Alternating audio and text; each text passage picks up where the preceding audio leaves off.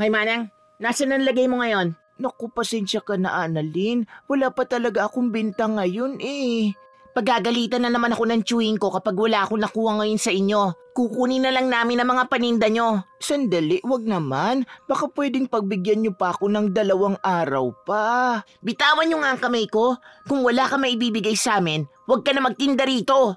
Napakawalang puso niya naman talagang magtiyuhin. Gusto niyo bang masamain kayo sa akin? Barumbada ka talaga. Ganun ah. Sige, simula ngayon, hindi ka na makakapagtinda rito. Sirain niyo na ang pwesto ng Manang na to at kunin lahat ng paninda niya. Walang awang ipinag-utos ni Annalyn sa mga tauhan ng kanyang tiyuhin na sirain ang hanap buhay ng Manang. Kilala ang dalagita sa lugar bilang barumbada.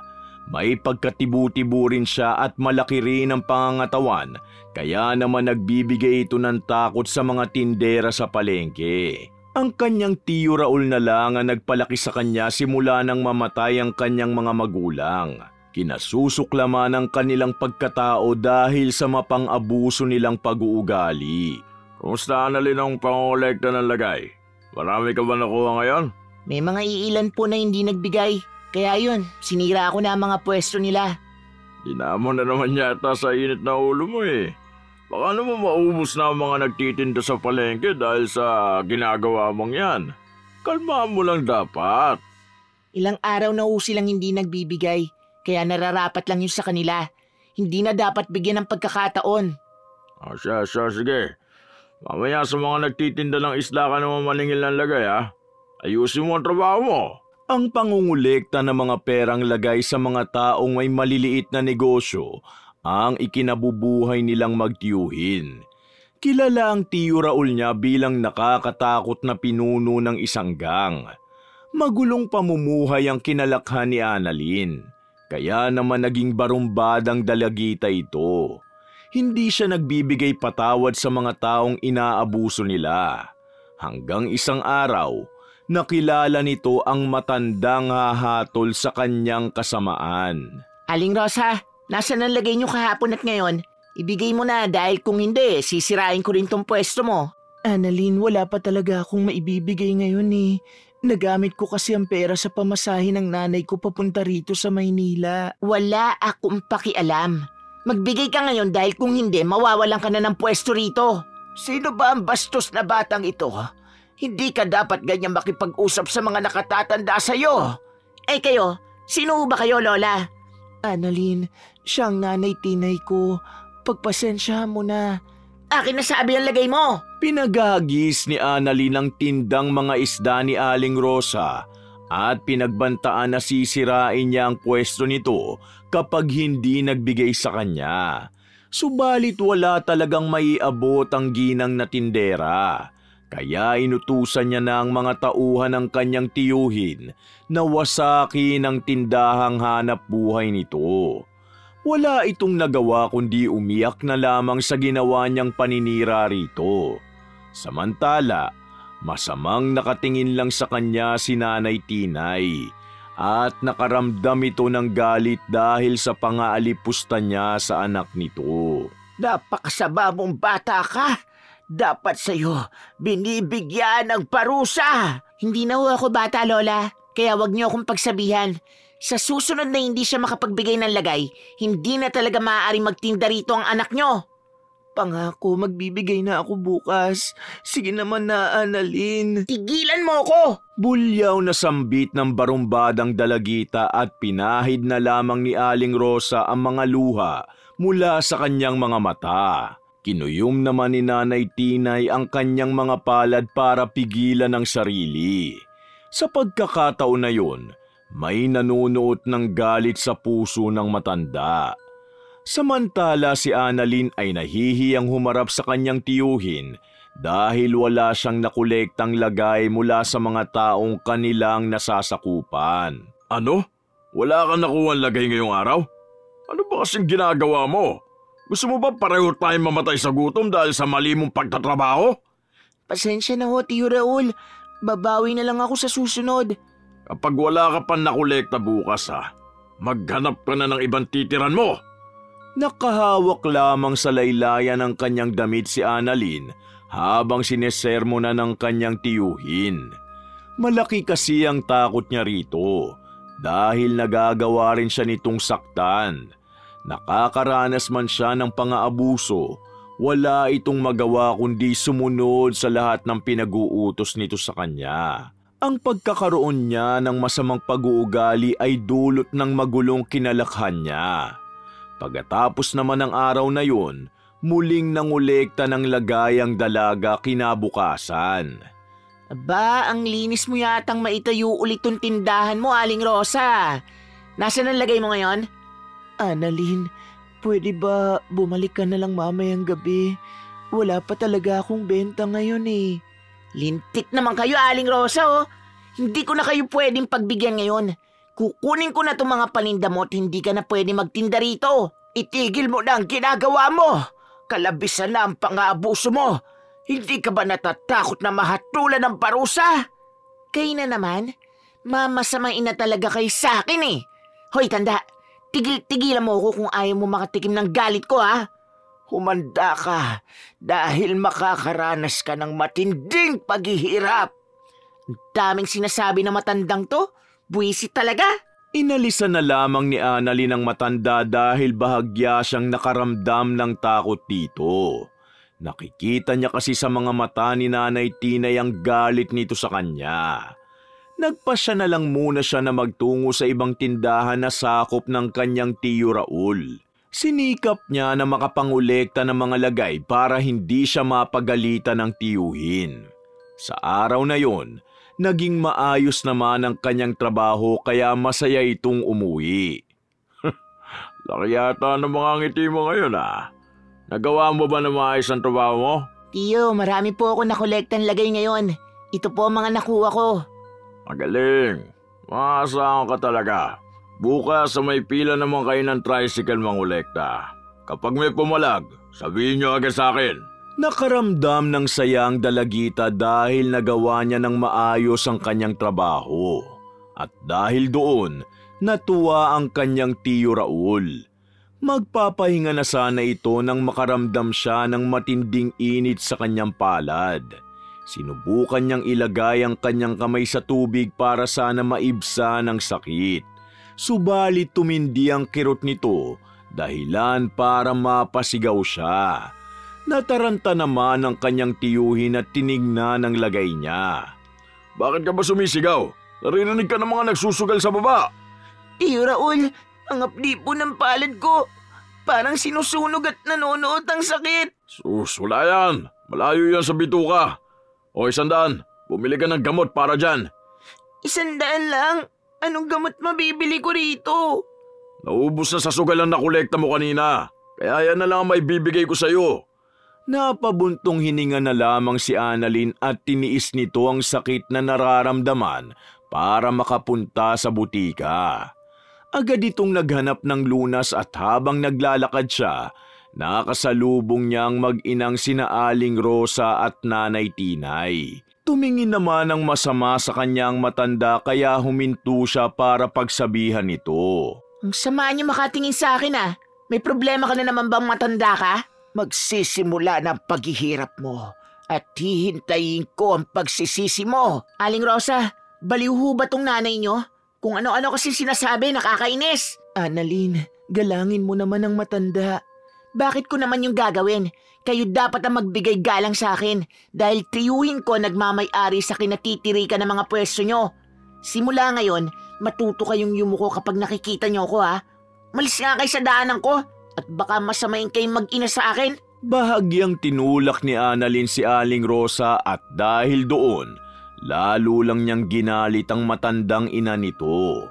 Bumulong ito ng ilang salita na hindi maunawaan at bigla na lamang kumulog na may kasamang kidlat sa kalangitan. Labis namang natakot ang barumbada at wala siyang kaalam-alam na magsisimula na ang pagpapahirap sa kanya ni Nanay Tinay. May karunungan ito sa pambabarang at yun ang ginagamit niya para pahirapan ang isang taong may masamang pag-uugali. Kinabukasan, Maagang nagtungo ang dalagita sa pila ng tricycle para doon naman makapangolekta ng mga lagay. Subalit nakaramdam naman ito ng pananakit. Laking gulat pa niya nang magkaroon ng butas-butas ang kanyang palad at bigla na lamang itong nagkasugat-sugat. Ano nangyayari sa akin? Bakit bigla na lang nagkaganito ang palad ko? Baka karma na yan sa'yo. Di ka kasi mapakiusapan sa lagay eh. Gusto mo ba nasirain ko yung side mirror ng tricycle mo? Kung wala kang magandang sasabihin, itiko mo yung bibig mo ha? Nahinto ang panghihingi ni Annalyn ng lagay at umuwi na lamang ito para muling uminom ng gamot na pantanggal kirot sa kanyang palad. Nagalit naman ang tiyuhin niya dahil talo ito sa sugal at wala pa siyang nakolektang pera sa araw na yun. Wala ka na ba talagang silbing bata ka? Simpleng trabaho na nga lang hindi mo pa magawa. Anong lalamunin natin ngayon? Tiyo, bigla po kasing sumakit ang palad ko at bigla na lang nagkaroon ng mga sugat. Umuwi na muna ako para magamot ito. Ang sabihin mo, tanga ka. Nagdadahilan ka na naman sa kapalpakan mo. Bumalik ka ron at huwag kang uuwi rito nang walang dalang pera. Pero sobrang sakit po talaga ng palad ko. Baka pwedeng bukas na lang ho. Kumilos ka kung ayaw mo malintikan sa akin. Bilisan mo na! Nakaramdam ng matinding takot si Annalyn sa kanyang tiyuhin. Kaya naman agad itong bumalik sa pila ng tricycle para mangolekta ulit ng lagay. Nagkataon naman na naroon din ang mag-inang Aling Rosa at Nanay Tinay. Naghihintay ang mga ito ng masasakyan nila. Magbigay ka na lang kasi ng lagay mo kung ayaw mo masaktan kay Tiyo Raul. Annalyn naman, ilang araw nang mahina ang biyahe ko eh. Kaya wala talaga ako may bibigay sa'yo ngayon. Pakisabi kay Boss Raul na pasensya na muna.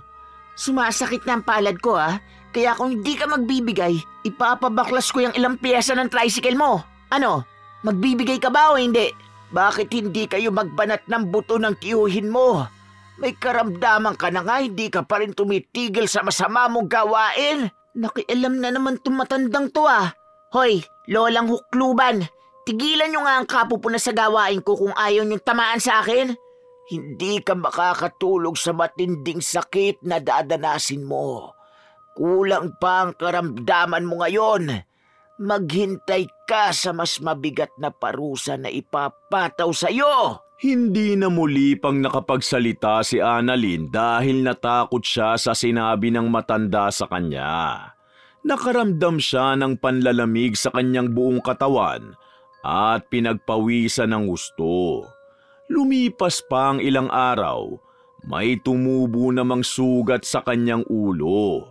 Madalas na rin siyang magkaroon ng mataas na lagnat dahilan para hindi niya kayaning kumilos. Ang karamdaman niyang yun ay ikinagalit naman ng kanyang tiyuhin dahil hindi na siya nakakapangolekta pa ng mga lagay.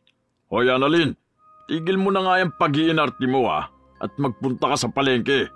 Hingan mo ng lagay ang mga tindero at tindera ron. Pero Tiyo Raul, sobrang sakit po ng katawan ko. Pwede po bang sa susunod na araw na lang? Wala akong pantaya sa sugal mamaya. Kung ayaw mo malintikan, gawin mo ang trabaho mo. Ang pangungulekta na nga lang ng lagay ang silbi mo sa akin eh. Hindi ka pa maasahan? Ito na ho, babangon na ako. Pinilit ni Annalyn na makatayo sa kanyang pagkakahiga kahit pa na may karamdaman ito. Nagtungo siya sa palengke at muli na naman niyang nakaharap si Nanay Tinay. Mababakas nito ang labis na kanyang panghihina. Naging maputla na kasi ang kulay niya at nawala na rin ito ng lakas. Pasensya ka na, Annalyn, pero 200 lang ang maibibigay ko ngayon sa'yo. Bakit 200 lang? Ilang araw ako hindi naningil tapos ito lang ay ibibigay mo? Ipapagiba ko na talaga tong pwesto mo at hindi ka na pwede magtinda rito. Nangihina ka na nga, nagagawa mo pa rin makapangolekta ng mga lagay. Ba't talagang hindi mo ba ako titigilan, matanda ka? Kapag nawalan ako ng pasensya sa'yo, mamasamain talaga kayong mag-ina sa akin. Magbago ka at magsisi hanggat hindi pa huli ang lahat. Sandali nga, umamin ka nga, matanda ka? May kinalaman ba kayo sa nangyayari sa akin? Wala akong alam sa pagkakaroon mo ng karamdaman. Pero ang babala na sinasabi ko ay maaaring makatulong sa iyo para makaligtas ka sa kamatayan. Napaisip ng malalim si Annalyn sa sinabi ng matanda at naging isang katanungan ito sa kanya. Pagka-uwi ng dalagita, inabot agad nito sa kanyang tiyuhin ang perang kanyang nakolekta sa palengke. Muli na namang natuwa sa kanya ang tiyo Raul niya dahil nagawa na naman niya ng maayos ang kanyang trabaho. Magpapahinga na sana siya nang makaramdam siya ng pananakit sa kanyang ulo. Isang malakas na sigaw ang pinakawalan nito dahil lumalabas na ang uod sa mga sugat niya. Tiyo Raul, tulungan niyo ako! Bakit ka ba sumisigaw? Nagre-reklamo yung mga kalaro ko sa sugal dahil sa ingay mo. May lumalabas na uod sa sugat ko. Tiyo Raul, bigyan niyo na po ako ng pera para magpatingin sa doktor. Oh, ito 50. Pamasahe papuntang ospital. Yan na lang ang meron ako eh. Bakit ito lang? Marami naman po ako nakolekta ngayong araw Kailangan ko po ng pambili ng gamot at pagpapatingin sa doktor. Huwag ka na magreklamo. Pasalamat ka nga binigyan pa kita eh. Bulyaw ni Tiyo Raul sa pamangkin at walang nagawa ang dalagita kundi tanggapin na lamang ang perang binigay ng tiyuhin sa kanya. Sinikap niya na magtungo sa ospital. Subalit bago pa man siya makarating doon, nawalan ito ng malay at bumagsak na lamang sa lupa. Nagmalasakit naman si Aling Rosa na tulungan ito. Dinala nito si Annalyn sa kanilang maliit na tahanan. Nasaan ako? Mabuti naman at gising ka na, Annalyn. Anong nangyari? May ginawa ba kayo sa akin? Bakit kasi tinulungan mo pa siya? Masama naman ang ugali niyan, kaya dapat pinabayaan mo na lang niya sa daan. Bakit ba ganyan kayo sa akin? Dahil masama ka, wala kang puso. Hindi ka marunong magsisi sa mga ginagawa mong mali. Sandaling natahimik si Annalyn sa sinabi na yon ng matanda. Nakaramdam siya ng kirot sa kanyang puso. Naisip niya rin na baka nga karma na talaga ang karamdaman na meron siya ngayon. Hindi nagtagal, sumambulat ang mga luhang kanina niya pang ikinukubli.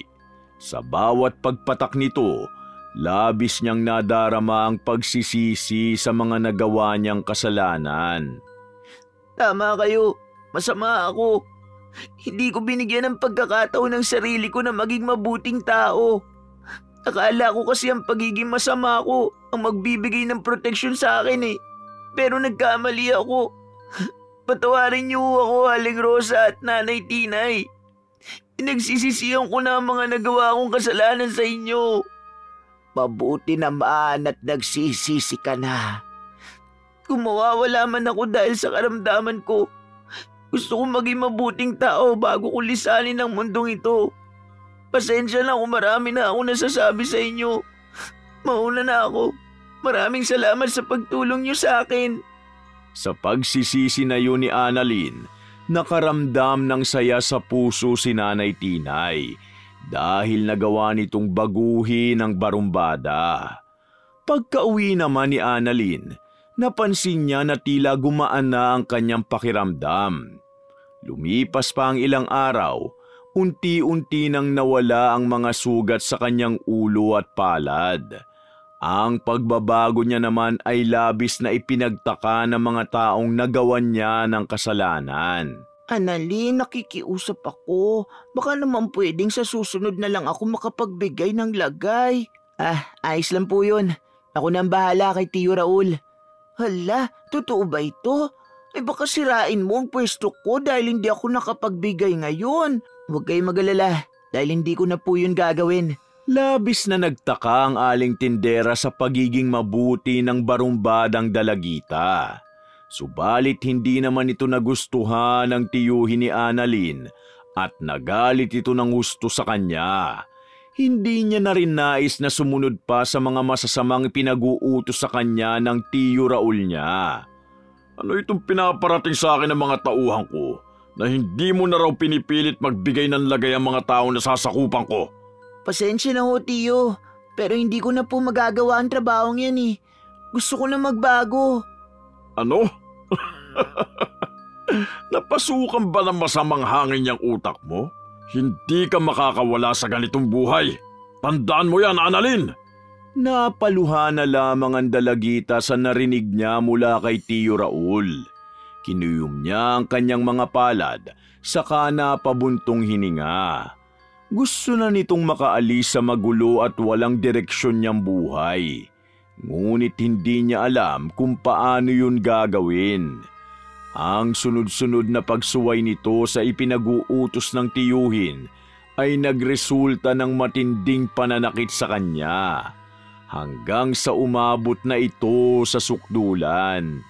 Tama na po, Tiyo Raul. Nasasaktan na po ako sa gupit na sinturon niyo.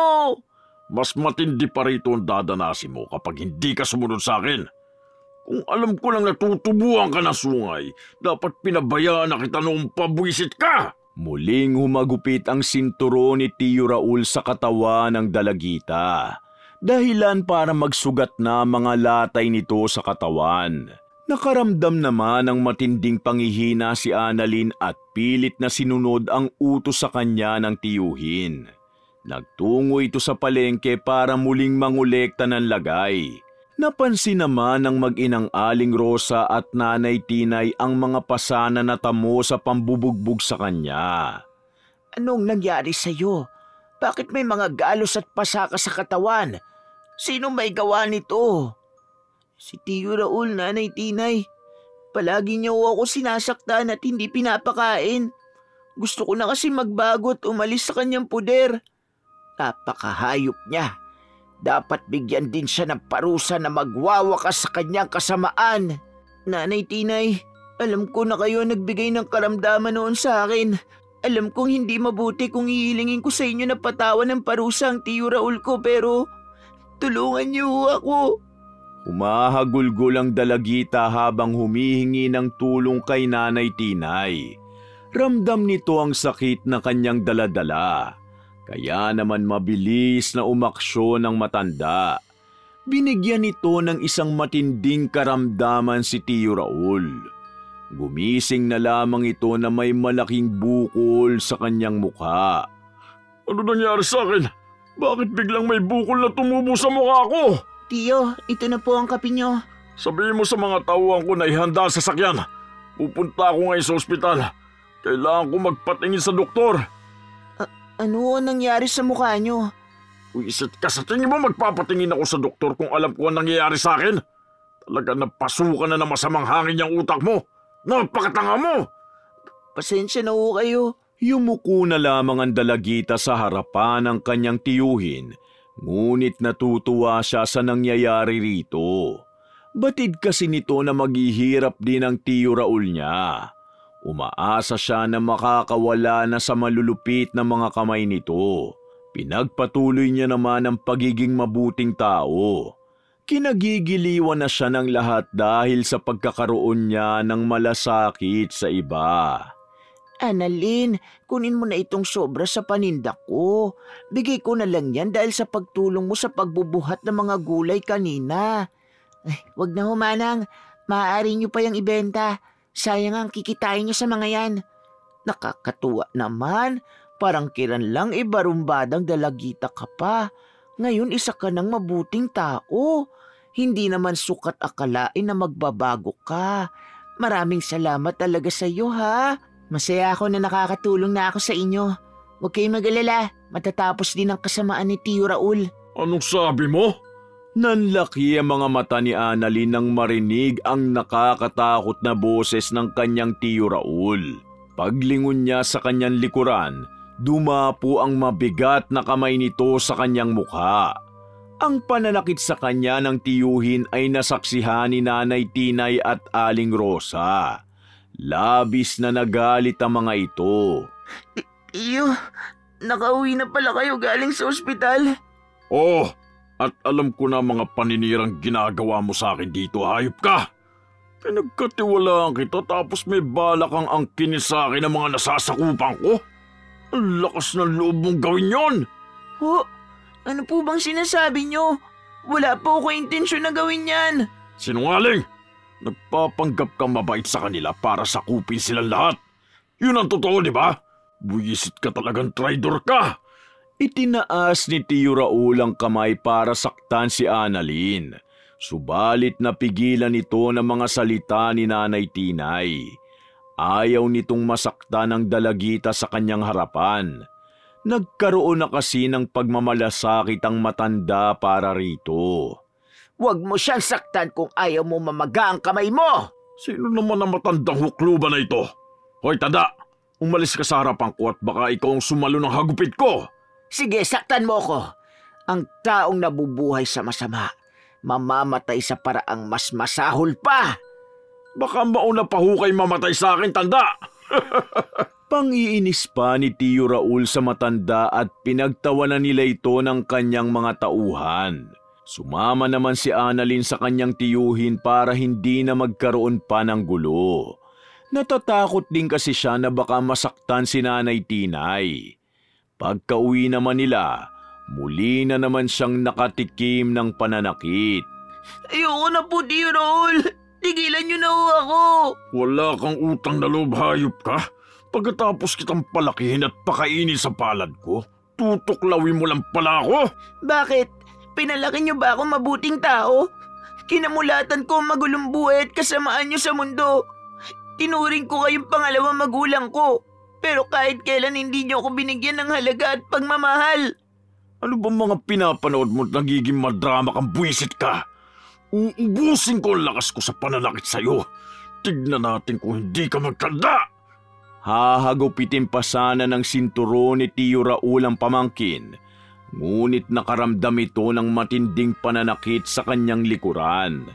Pakiramdam nito ay pinapaso siya at nagbibigay ito ng matinding sakit sa kanya. Ang dalagita naman, tumakbo na palayo sa kanyang tiyuhin. Nagtungo ito sa bahay ni Aling Rosa at Nanay Tinay. Tulungan niyo ako. Hindi ko na po kinakaya ang pananakit ni Tio Raul sa akin. Kalabisan na po ang kasamaan niya. Demonyo talaga ang tiyuhin mo na yon. Bibigyan ko ulit siya ng isa pang karamdaman na magwawakas sa kanyang buhay. Annalyn, sumama ka na lang kaya sa amin sa pagbabalik namin sa probinsya. Doon ligtas at walang mananakit sa'yo. Habang nabubuhay at may lakas pa si Tio Raul, hindi ako makakawala sa mga kamay niya. Pero hindi ko na po gugustuhin pa na muli magpasakop sa kanya. Ako na ang bahala sa tiyuhin mo. Ito na ang huli na gagamitin ko ang karunungan ko. Namumuhing sabi ni Nanay Tinay at niyakap nito ang dalagita. Gagawin ng matanda ang lahat para protektahan ito. Makalipas lamang ang ilang araw, pinuntahan si Annalyn ng mga tauhan ng kanyang tiyuhin at kinuha siya mula sa mag-ina. Walang nagawa mga ito kundi ibigay na lamang ang pamangkin ni Tio Raul. Kusa akong sasama sa inyo, huwag niyo lang sasaktan sina Aling Rosa at Nanay Tinay. Annalyn, huwag ka sumama sa kanila. Paniguradong sasaktan ka na naman ng Tio Raul mo. Pero ayoko madamay kayo sa galit sa akin ng tiyuhin ko. Maraming salamat po sa pagtulong niyo sa akin. Malapit nang magwakas ang buhay niya. Kaya konting tiis na lang. Halika na, sumama ka na sa amin. Dami niyo pa sinasabi. Mahigpit na hinawakan ng kamay ng dalagita ng isa sa mga tauhan ng kanyang tiyuhin. Tuluyan na nga siyang nakuha ng mga ito. Pagbalik naman ni Annalyn sa bahay ng kanyang Tio Raul, nakita niya ang galit na mukha nito. Akala mo matatakasan mo ang galit ko? Nagkakamali ka. Dahil habang nabubuhay ako, magiging impyerno ang buhay mo sa akin. Hayaan niyo na po ako makapamuhay na maayos. Nang sa ganun magkaroon ng direksyon ng buhay ko. Nahihibang ka na nga talaga. Walang pwede magbago sa ating dalawa. Dumapa ka, tanggapin mo ang parusa ko. Ayoko nang sumunod sa inyo. Kahit punuin niyo man ng pasa at sugat ang katawan ko, hindi na ako natatakot. Ganun ah? Humanda ka sa akin. Hinatak ni Tio Raul ang buhok ng kanyang pamangkin para sana isubsob ang mukha nito. Ngunit inatake na naman siya ng karamdaman. Napasigaw ito ng malakas at pakiramdam niya, sabay-sabay nanigas ang kanyang mga ugat sa katawan. Dumating naman ang mga tauhan nito upang asikasuhin siya. Samantala, si Annalyn ay nanatiling nakatayo na lamang at umiiyak. Hindi alam ng dalagita kung kailan matatapos ang kanyang paghihirap sa kamay ng malupit niyang tiyuhin. Umupo na lamang ito sa isang tabi at tumingin sa langit. Iniisip niya na kung nabubuhay lang sana ang kanyang mga magulang, marahil na hindi siya lumaki sa magulong pamumuhay. Ilang sandali pa, lumapit sa kanyang isang tauhan at inabot nito ang malaking halaga ng pera. Kunin mo itong pera, Annalyn. Kapag tuluyan na nanghina ang tiyuhin mo, magpakalayo-layo ka na. Saan ito nanggaling? Saka bakit mo ako tinutulungan? Inipo kong pera na yan para sa anak kong may sakit sana sa puso. Kaya lang, pumanaw na eh. Halos magkaedad lang kayo. O siya, alis na ako. Sana makaalis ka na rin dito. Muling bumuho sa mga luha ni Annalyn nang maramdaman ang pagmamalasakit sa kanya ng iba. Nagkaroon siya ng pag-asa at inisip na makakalaya rin siya sa kanyang sitwasyon. Nagdaan pa ang mga araw, mas tumindi pa ang kalagayan ng tiyuhin niya. Ngunit nakakagawa pa rin ito ng kasamaan. Inutusan nito ang mga tauhan na sirain ang mga pwesto sa kung sino man ang hindi makakapagbigay ng lagay. Ngunit sa pagkakataon na yun, nagkaisa at nanlaban ang mga taong inaabuso nila. Hindi na kami makakapayag ngayon na maghari-harian pa ang Boss Raul ninyo. Lalaban na kami ngayon sa inyo. Masyado nyo na kaming inaabuso. Magsitigil nga kayo kung ayaw nyo masaktan. Ano pang hinihintay natin? Tapusin na natin ang mga kasamaan nila. Pasigaw na panghihikayat ni Nanay Tinay at inumpisahan na nilang pagbabatuhin ng bato ang mga tauhan ni Tiyo Raul. Dahil sa pagtutulong-tulong nilang lahat, nagawa nilang itaboy ang mga ito. Masaya sila na sa wakas, matatapos na rin ang pang-aabuso sa kanila. Nangihina na rin kasi ang pinunong sumasakop sa kanila.